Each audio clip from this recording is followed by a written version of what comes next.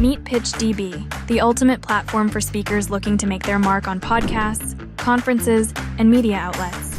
PitchDB provides access to over 3 million platforms, ensuring you find the perfect avenue for your message. With AI integrations, your bios and pitches are tailored uniquely to each opportunity, giving you the edge you need. Join now at pitchdb.com. Welcome to Your Brand Amplified, the podcast where we interview marketers, publicists, and brands to learn their stories, what makes them tick, and tips and tricks that make a difference. This is Annika Jackson, and I am here with Mickie Kennedy, the founder of ereleases.com. Mickie, thank you for being here. I was sharing a little bit about the original start of this podcast was all about PR, and it's obviously expanded since then. But you are not only a founder, but you are also really invested in the world of press release distribution and PR and tools that we all need as publicists. Yes, absolutely. Thanks for having me. Yeah. So I know you have been in the creative field. You're an editor, a director of sales, and then you've moved into other industries and now eReleases. So I'd love to hear about your journey and how you discovered that this was something that the world needed, another press release service, right? But one that maybe thinks a little bit differently. Right. So I guess around 27 years ago or so, I was finishing a MFA in creative writing, and I was just going to write poetry and wait on tables. And that was my career plan. And I did that for a summer, and I realized it's really taxing being on your feet 12 hours a day, concrete, my knees hurt, my back hurt. And I also just felt so zapped at the end of the day. I wasn't reading or writing. And so I decided I wanted a safe office job. I got hired as employee 3 at a telecom startup. And because I had a writing background, albeit, creative, they wanted me to figure out press releases. So I did. I wrote press releases and we faxed them at the time. And I faxed them out to the media. And after a while, I got really good at finding stories among the data that we had. We had lots of data and numbers, and I would just look for, anomalies and ask about it and figure out where they were coming from. And it delighted the media. I mean, we got picked up by Financial Times, Economist, Washington Post, Wall Street Journal. All these major publications generated a lot of revenue, a lot of industry recognition. Ooh. And I just said to myself, this is not costing us anything. Why, other than time and energy, why don't more people do this? And so I looked into it online. And at that time, we were getting a lot of the journalists I was faxing calling and saying, could you just email this over to us? And I thought, wow, email's free. I could just, rather than program a fax machine, I could just, blast these off by email. So I spent not quite a year reaching out to journalists and asking if I could email them releases. And in 1998, they were like, sure. So I launched then with about 10,000 journalists in a database. And I just played matchmaker. I would get clients and, send them to a journalist, and, people liked the results. And over time, PR Newswire reached out to us and said, hey, you should also include us in your distribution. Wow. And I looked and I was just like, you're charging like $1,600 to move a release nationally. And I made a really big pitch that, my clients, small businesses, entrepreneurs really just can't afford that. And at the time they were paying $200 or $300. And we were actually able to come to a way of working together. I went and visited them. And one of the things they brought up was they have an editorial team overnight, but they're not very busy. They have to be there in case there's breaking news or a recall, or you have to get something out to Asia, but a lot of hours of downtime. And I said, hey, rather than, schedule my releases the way I did it then, you paid me the money and I'd hit send, we schedule them for the next business day. Ooh. And it allowed their editorial team to work on them, but during their down hours. So there was no additional labor in, bringing e-releases on and working with them. And so that's what we've been doing for quite a while. Our clients really like the ability to get the leverage of a newswire. And, we do, as many as like 10,000, 12,000 releases a year. So I get to see a lot of variety and a lot of types of releases that are working and some that aren't. And surprisingly, the 2 most common press releases that we get are the ones that are probably the least effective. And one is a personnel change. If you don't have, if it's not a new executive or an industry veteran that you plucked into the position, the media probably doesn't care very much. So I recommend just sending those directly to your local paper and a trade publication rather than spend hundreds of dollars sending that on the wire. And then the second most common type of release that we get is a product launch release. And they can be effective, but most of them come to us as, here's a new product, here's a list of features, and here's a page where you can go buy it. And, you have to recognize journalists or storytellers. Exactly. And there's not a lot there to plug in to create an arc of a story. But I point out that there could be, a use case study. A client had a particular problem. They used your product. What were the results? Have an amazing quote with them about that. That can really build out a product launch press release so that there is more elements for them to create a story arc.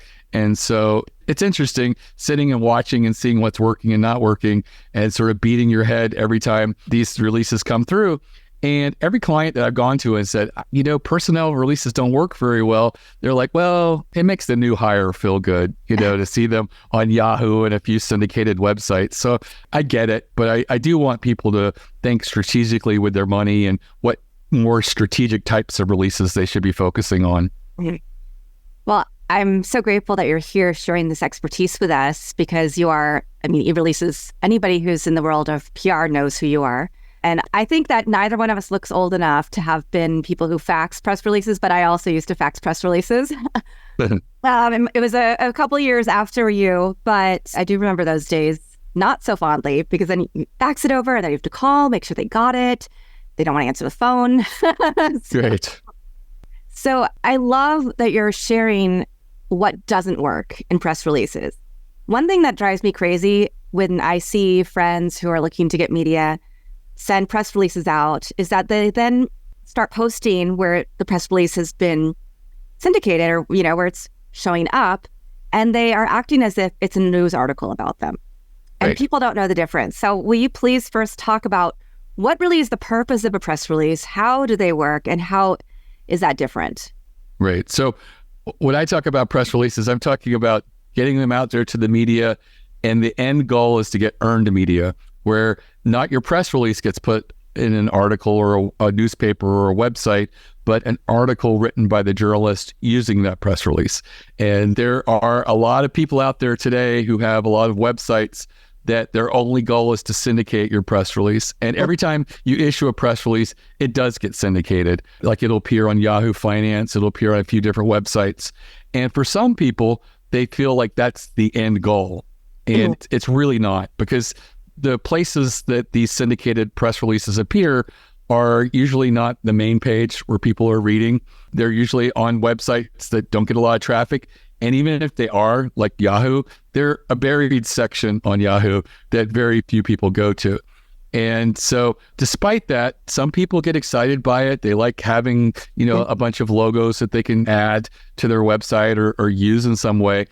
But you're not going to get new customers from that. You're not going to, generate the type of experiences that I had when I worked at that telecom company and with a lot of my clients. When you get earned media, like the New York Times writes an article about you, you could generate hundreds of sales.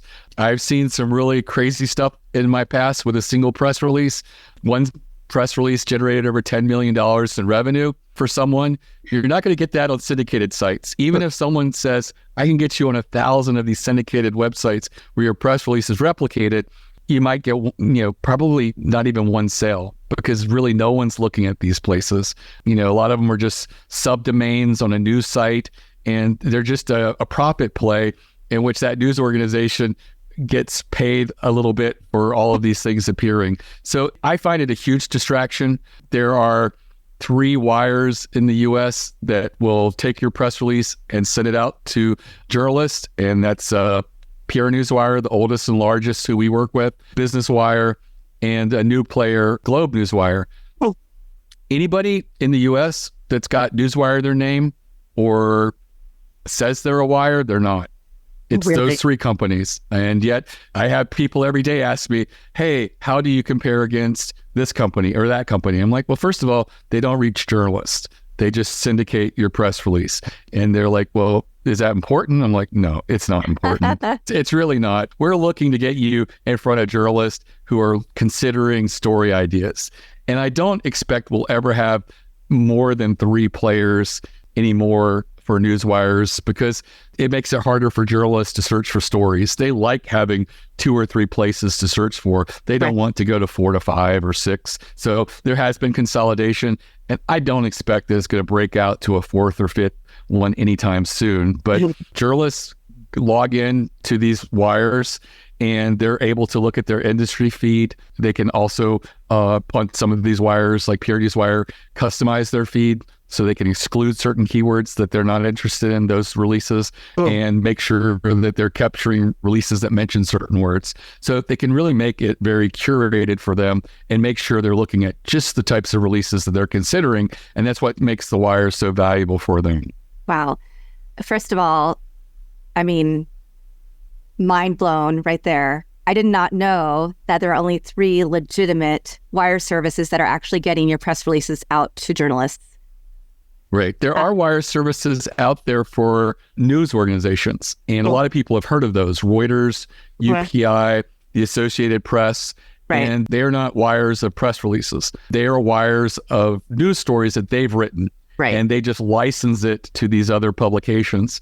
And you have to be careful there, because a couple of these people have started to take press releases for pay and bury it on their wire. And because they have a reputation like the AP, everybody recognizes, they think they're getting in front of journalists. And again, they're playing some of the same games and things like that as well. Wow. So it's really hard to figure out what websites to trust or what companies to trust. But obviously you have this connection with PR Newswire so that we know that you're reputable. How can people find out if they're like, well, what about this service or this service? Because there's not one website, right, that has a clearinghouse of these are the legit services that will actually serve to journalists. Right. Yeah. It's basically PR Newswire, Business Wire, and Globe Newswire. I feel like PR Newswire is very good. Business Wire is very good. Globe Newswire is interesting. I've looked at it. They just rolled out a big syndication push.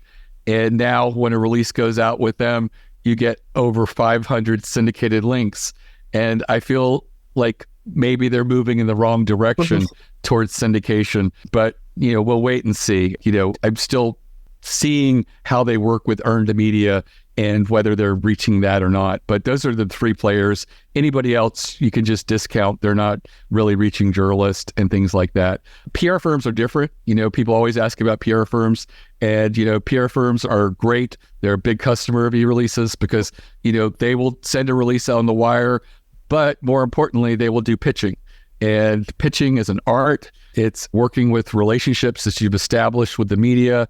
A really great PR firm in a particular industry, their Rolodex is gold. Their relationships with journalists are gold. And there's lots of PR firms to choose from. And they really do provide a great value for people, but they can be considerable, especially if you're an entrepreneur or a small business. Yeah. Well, and then to that point, I've found, because perhaps I've worked with, I think we've had this conversation via LinkedIn or via email or something about other platforms that I have sent newswires through in the past because I thought they were a legit service. And I've always noticed that the individual pitching is what gets stories written, right? Because I haven't been using the right service. So number one, I'm learning something really important here and how to navigate that world for some of our clients. But I also know there are some PR firms that are not legit and that will say, oh, for $79 or whatever price. And all they're doing really is finding a low cost, distribution that it's not really getting to journalists. It's doing the same thing. And it drives me crazy when people think this is legit. Right. Yeah. When it comes to PR firms, I always tell people the things to look for are, what are the businesses they represent? What type of publications have they got their clients in? And, are they specialized in a particular industry? Because relationships are so important for PR firms, they generally are within one industry. And if you have one that says we do all industries, I would be wary of that because I can't imagine their Rolodex is going to be that great if they're having to go across lots of different industries, because there's such expertise and finesse that's required for pitching, where a journalist is like, oh, I just covered something like that.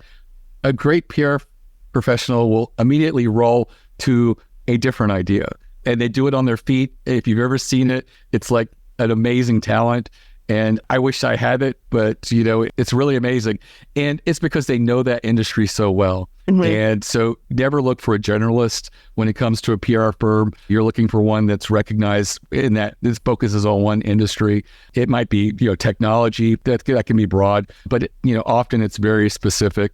And, it really comes down to, who are they getting news, their clients' news, who are they, what kind of attention are they getting, what kind of pickup. If it's just, I know people can pay to be on like Fortune and Forbes and stuff like that. So if it's only specific like that, then, I would be wary of it. But, if it does look like it's industry related publications and things like that, I would feel pretty comfortable that you found someone you can work with. Yeah. Yeah. And in the agency I work within now, we focus on workforce development and education as our primary sectors, a little bit of entrepreneurship as well. So I think what's interesting in that ecosystem is that PR is a newer service that we're offering for them, right? It's primarily we're doing campaigns for community colleges or adult education systems to get people to come register for classes. We've been finding that we need to really emphasize the local angle. And so in that case, I might not have all the relationships if we're adding a little bit of a PR element to their social media and their digital advertising and marketing. But I do need to make sure that I'm reaching the right publications on a local level with the right stories. So right. Getting into that, when people are doing pitches and press releases, what are some things that you look for in a good press release? I know you talked about some things that are bad examples of press releases, but what are some winning ideas for press releases? So I think that anytime you can add data to your press release, it can be a really great anchor. So if you have here's a service that we have, a new product or a new service, having, immediately opening into it and saying, 67% of small businesses in our industry fail within the first 5 years because of this. And this is the product and service that we have. That is so much more powerful. And it really, from a journalist standpoint, I can really anchor a story with that little bit of data. So anytime that you can take existing data that's just out there and put it in there to strengthen your position and your argument can go a long ways. Also, one thing that I always have is something in my back pocket for clients who just feel defeated. They've done a few releases, nothing has been picked up, no real earned media. I always say, how about a survey or study within your industry? And they feel like it's so much work, but it isn't. I have a model that I follow where we do 16 questions, brainstorm those, make sure that they're really timely and specific to speaking to your industry right now. It might be, hey, post-pandemic, have you had trouble establishing a culture in your office? Are more people still not wanting to work, in the office? Also, it could be towards economic things like, do you plan on spending less in marketing over the next 2 quarters or more or the same? And all these little things can sort of take your industry's temperature right now, and people would want to know the answer. And so, think of anything that you might ask a colleague at a conference, and that could be fodder, brainstorm. That's where the importance is, really coming up with creative questions. I like 16 questions. I use SurveyMonkey, 4 questions per page. So if someone gives up halfway, you've got 8 responses, and you front-loaded the most important ones. And then you take that link, and the next pushback that I get from clients is, who do I send it to? Well, you don't have to have a Rolodex of everybody in your industry. There are so many independent and small trade associations out there. Pick one that has like at least 500, 600 members. You don't want to go to the large ones, but, ask if they'll send it out, that link to their members, and tell them that in exchange for that, you'll mention them in a press release you'll be issuing over the wire. And a lot of the small and independent trade associations get almost no media attention. Really? It's the large trade associations that dominate the industry news. And so they will see this as a win-win. And they're also much more open for approving stuff where the large trade associations rarely will cooperate with you. And I've had it work so many times. We usually get a couple hundred responses. Generally, if you have 100 or more responses, it's fine from a media standpoint. And you get the results of the survey. You analyze it. What were the big aha moments? I mean, did something in here really shock you? And if so, that's going to be the focus of the release. So most press releases are going to focus on 2, maybe 3 of the questions. I say build out a page on your website where you list all the questions and the results, the responses, because sometimes a journalist will say, I like this press release, but let's see what else is there. And they might have a different spin. They might I've written a lot about this, and question number 5, whoa, I could really build out a great article there. So all that, you put it together, you send that out to the media. Generally, it gets 4 to 8 earned media articles every time we do this. It really works. Yeah. And I have one client that it's their bread and butter, and they've been doing this for 4 or 5 years. They represent lots of little industry verticals. And so they do 20 to 30 of these press releases annually. One survey for each little vertical. And each one they do gets between 8 to 14 articles. Every single one, 5 years, works again and again. And it seems like a lot of work, but it really doesn't have to be, as long as you build out a process and just follow it. And a lot of people at the other side of it are just like, you're right, it was not as difficult as I thought it would be. And, maybe they approached it with, a little bit of the imposter syndrome, where they're just like, I don't feel like I matter. I don't know what I'm doing. But, when it comes to these types of things, just doing it makes you an expert over time. In the case of this client of mine, Clutch.co, they are recognized now as the survey guys, and they just did it. They tested lots of different types of releases. They fell into that one. It just works again and again, to the point that now they're really recognized for their surveys. Wow. You're giving us so much gold, so thank you. And my next question, I have 2, but one was about A/B testing and splitting different releases. So can you talk about that? Sure. So I love A/B split testing. I personally do it in my business processes. Cool. I started a business as a poet, so I don't have much of a business background, but I would just do wild things where I would create a new ad, watch it for a few days, and if we did get a lot of business, I'd say that ad's not working. And I ended up taking some courses in marketing and learned about, being statistically relevant. And, having to have enough conversions for each sample in order to make a decision. And that really excited me. And I tested lots of little things that we do. How we onboard new customers was one. We used to send what we called a shock and awe package to new customers, full of crab chips, because we're from Baltimore. They put spice chips, crab spices on it. We had a raven in there. All kinds of fun stuff. It was fun in a box. It was about $60 worth of stuff. Yeah. And, people seemed to like it, but I had a client who came back to me and said, hey, just to let you know, I thought it was unprofessional. And, I'm a business guy now. So rather than get offended, I'm like, let's split test it. So for 6 months, we took all new customers and sent them half of them.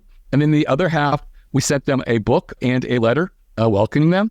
Mm-hmm. And then we looked at their lifetime value over a year, 2 years, 3 years. Now it's been 5 years. Currently, the people who received the book and the letter, their lifetime value at this point is 4 times that of the people who received the $60 box. The book and letter is under $10. Oh my God. The God. shakna is $60. So not only was I spending a lot more, I was creating an impression where people just didn't feel like, I guess I was professional enough to give us, ongoing business. And so that's one A/B split test for my business process. So I'm a big fan of A/B split testing. When it comes to issuing press releases, it gets a little more difficult because a lot of it's timing. So if currently the Newswire doesn't have a mechanism for you to send out a release with 2 different headlines, but, there are things that you can do. You can, test it on your website with blog posts for similar articles and things like that. You could do an email send to your customers if you have a new product launch and test out 2 different headlines and then determine, is one better for a press release. I would love for the marketing side of split testing to go into the press release world, because that's one of the downsides of PR. I mean, marketing people hate PR because it's so hard to measure results. You can put a tracking URL in a press release, but I guarantee you, if the New York Times does link to you, which I have had to happen once, they will not include a tracking component to it. It will just be the specific URL. And the one URL that we got in the New York Times that was linked to a site was a page about the survey. And they had built it out as a resource and they linked out to it. New York Times says we do not include websites in any of our articles. Yeah. And that's my one exception that I'm really proud of. But it does tell you that if you build out a resource, that is the one place that they are more likely to link to you. That being said, when you get articles in Wall Street Journal and New York Times, you do get an SEO benefit from it with no links. Right. Google has patented this, and it's common knowledge that they give an implied link when they can tell that an authority has written about you. Wow. And if they can tell by the context of an article about e-releases, for example, and it mentions press releases, they know that that's me and I get that love and my SEO will go up even though there's no link directly to e-releases. That's amazing. And yeah. And so because there's no links often in these articles, it makes it very difficult to determine from an ROI standpoint, is PR working or not? Yeah. And, but that being said, we have lots of anecdotal instances where it easily worked. I mean, we did an initiative during the pandemic that was called the Dining Bond Initiative that we supported. We did a press release for them.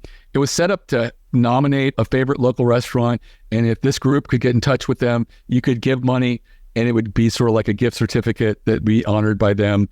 And, the downside is the restaurant may never reopen, but hey, you gave some money that hopefully went to keep them going a little bit longer. Generated over $10 million in revenue. The only marketing they did was PR. And, one $350 press release that was gifted, really generated that. And that's a wild, out of the box result, but it resulted in over 150 articles. Lots of places picked it up.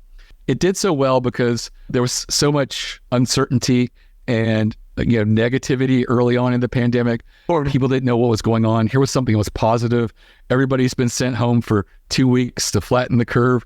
And here was something actionable. Here was something so optimistic. Right. Here's something actionable you could do to help your favorite local restaurant. So people really got behind it. It did really well. And it shows the leverage opportunity that a newswire has. Because if you have something that really is a high caliber newsworthiness, it can go really far and wide and can work extremely well. That being said, I think that more than A/B split testing headlines for press releases is to sort of just get a feel for, when news is out in your industry. Right now, a lot of people front load stuff earlier in the week, and it's a lot less competitive, like on a Wednesday, Thursday, or even a Friday. Mm-hmm. And when I have people say, I've got this news to get out, but I don't know about it going out tomorrow, which is a Friday, I always say, every publicly traded company issues bad news Friday after the market closes. And what do you see first thing Monday morning? Right there on the headline, that negative news. Mm-hmm. So people are covering you every day of the week. And I think that being open to playing around with what days you issue your press release, I think Wednesdays and Thursdays are really great opportunities for people. It's just so many people clouding Mondays and Tuesdays. I think that that's a really great opportunity for people to take advantage of. I also think that, looking at other types of ways and to stand out is really important for people. So many people, especially small business and entrepreneurs, want to seem like they're big and corporate. And yet some of the people who have done the best with me are those who've shared their story, their journey, the authenticity of who they are. And I tell people, it's like, look at everybody that goes on Shark Tank. Everybody that goes on Shark Tank opens with their story. Yeah. I was laid off. I had this hobby. I thought maybe I could do this business. Or, I have these great memories of my father always making this type of recipe, and it'd been passed down from his mother. And all of a sudden, I was home with my kids and I had more time when they went to school, and I felt like now's the opportunity for me to start a business and see if there's something here. People love that. It's a human interest element. It helps to humanize us. People like to do business with people, not with logos and corporations. So don't discount your story. What made you create your company, your product, or your service. That is really powerful. And that's one of the big things that I see so many small businesses just exclude because they think it's unprofessional. Oh, it's something I preach all day long, is the storytelling aspect. You have to share because it makes everything so much more relatable. What I think is really interesting, I want to make sure everybody who's listening or watching understands we're talking about the press release side here, not the pitching side. Because I know journalists have specific ways they like to be pitched as well, separate from receiving press releases or finding them. But I love the fact that we're having this conversation because what you're saying is press releases are very highly relevant in this day and age. As long as you pick the right platform, you can get results. You can get that earned media that you're looking for. So one other question I had for you was, you talked about ways that people can issue press releases. People can just go to ereleases.com and release one, but you also work with people on an individual basis. So what does that look like? Can they find that resource through ereleases.com as well? Yes, they just visit the website. We don't employ salespeople, or all of our employees are editors. And so you can reach them through chat, through the phone, email. If you have something you want us to look at, we're there. I also have a free masterclass for people who are considering press releases, and it's at ereleases.com/plan, PLAN. And it's a great place to take an audit. It's a 1-hour video of the types of strategic press releases that do get media pickup. And I think that anybody who goes through that will probably, if they're taking notes, have like 10 ideas for strategic types of press releases they could do, so that if they do a PR campaign of 6 to 8 releases, and most of them are on this list, they're going to be meaningful. They're the ones that are more likely to get pickup, like the survey or study, or, this your own story, authenticity and things like that. So there's lots of those things that are there. And I think that, yes, when you do your campaign, you're going to have misses where nothing gets picked up.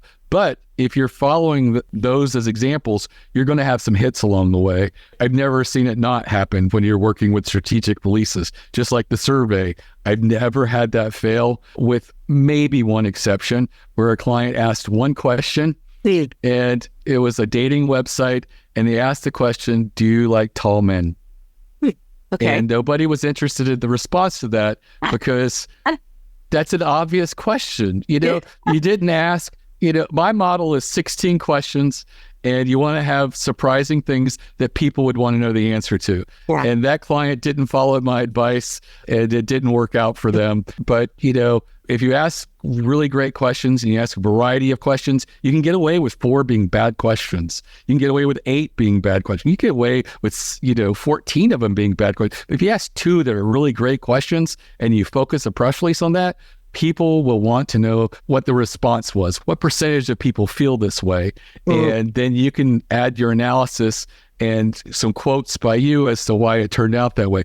So if you follow these strategic types of releases, you will get media pickup, and it will work for you. And hopefully you'll avoid the releases that I see every day, which are personnel changes where it's a new associate of HR or something along those lines. What do you do when you get those releases? Do you try to gently steer them in the right direction, or do you just have to accept them because this is what somebody submitted? So I just accept them now. Okay. If a client comes in and says, "What do you think?" I will immediately tell them, "I don't think this is a great use of your money to spend this to go over a wire. And, here's why. And here's the types of releases you should be focusing on." But, I've gone to clients over the years and said, "I noticed that you do a lot of these new hire releases. What's the goal? Because I know that you're not getting lots of articles from it." And most of them say the new hire really likes it, seeing their name on a few websites, and they just feel really good that the company's acknowledging them. And I'm like, okay, so the real goal for them is not to get an article in the Wall Street Journal or, a trade publication or anything like that. So I get it, but I do think that people, should focus a little bit more strategically and, maybe take that press release and send it directly to your local paper with a headshot and maybe a couple of trade publications directly yourself. You'll probably get the same results. Wow. Okay, now let's talk about AI.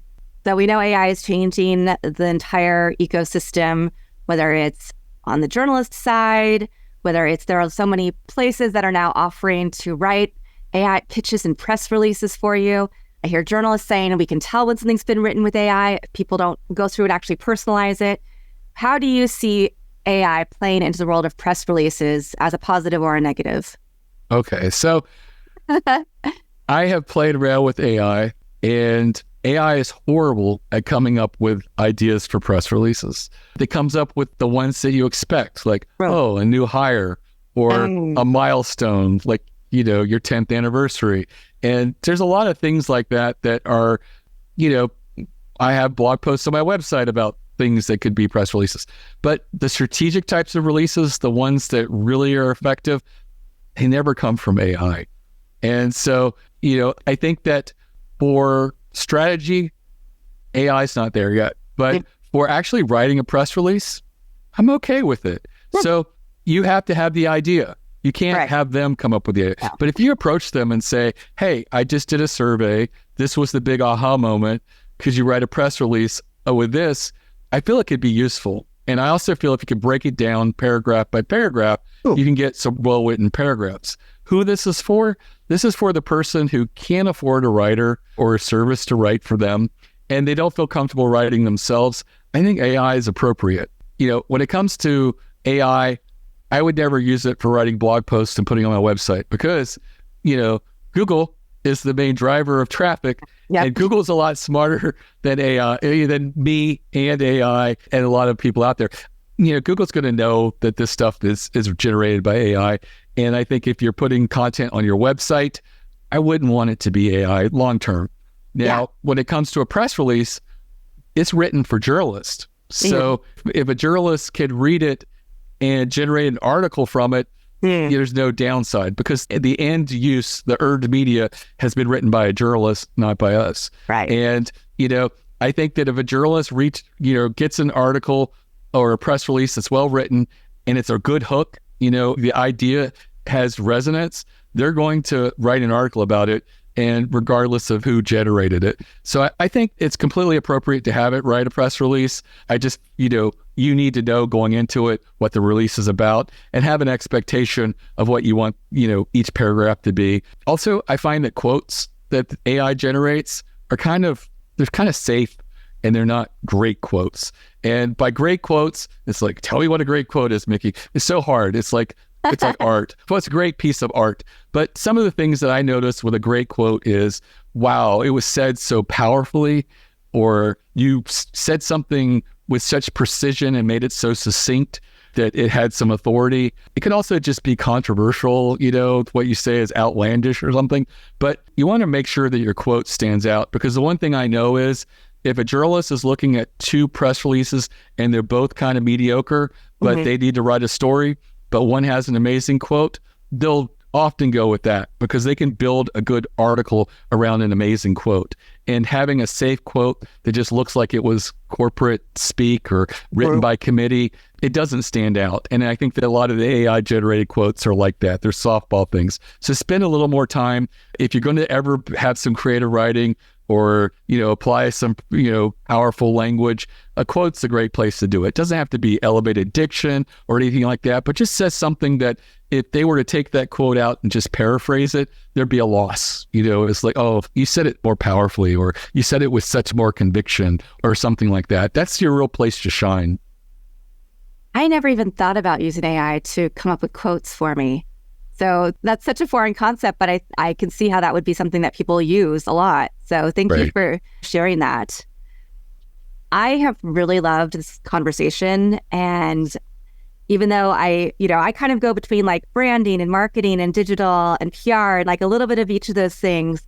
So it's really great to hear from an expert who's seen hundreds, if not thousands, of press releases go past your desk in your system every day and really be able to give us some information. And of course, we'll be linking to your master class in the show notes and to e-releases.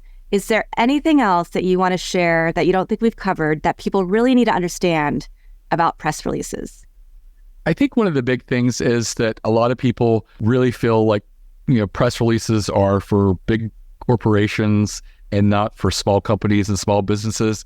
But one of the things that you have to realize is journalists like to be seen as curators, and they're never going to get a pat on the back for saying, hey, I liked how you covered Microsoft's in their latest rollout of Office. But if they write about a Kickstarter campaign that a lot of people didn't know about, or a small business or a tool or product that someone's never seen, they know that they get a lot more appreciation of that. And for that reason, they're much more likely to cover a small business or, a new brand rather than they would a really large, well-funded corporation.